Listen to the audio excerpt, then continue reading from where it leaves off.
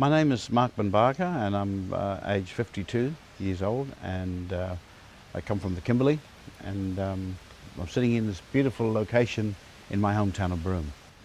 I originally come from the Halls Creek area in the Kimberley. My tribe is the Gidja people. My skin is Jawandi. My mother was taken away when she was 3 years old.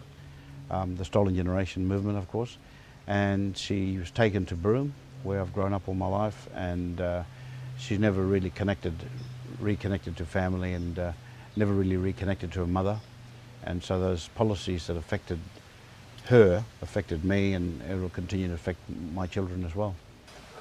My connection and association with Stolen Generation movement goes back to my mother and to a lot of the women who I grew up with in Broome at the Holy Child Orphanage and Beagle Bay, where there was a common bond between all Stolen Generation people, and that common bond found themselves as sisters and brothers to each other.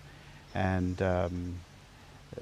despite their jovial and happy persona, you can see in their eyes they still hurt, and they feel pain for what happened in terms of the policies that affected the change in their life, but also affected their families and their connection to country. And so they lost language and culture and identity, and a lot of them never reconnected.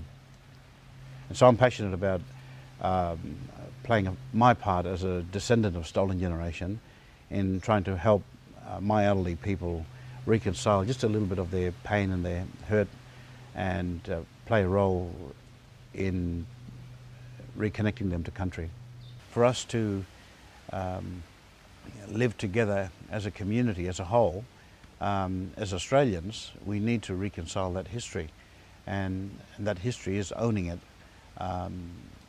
and not feel ashamed of that history. It's a negative history. The fact is, it's a negative history, and our people were classified as flora and fauna. Our people were massacred, murdered and raped, and we can't change that history. But that history does not belong to Aboriginal people. It belongs to every Australian. The moment you are a new Australian and you become an Australian citizen, that history belongs to you as well. So you can't remove yourself from the history, because this country was built on the suffering of Aboriginal people, and it still is today. We tend to sideswipe our Aboriginal history for some reason, and we have to own that to become one solid nation. For us to really be united, we need to claim that negative history and make ourselves strong as a country. And by making ourselves strong as a country, we make ourselves a great nation in the world.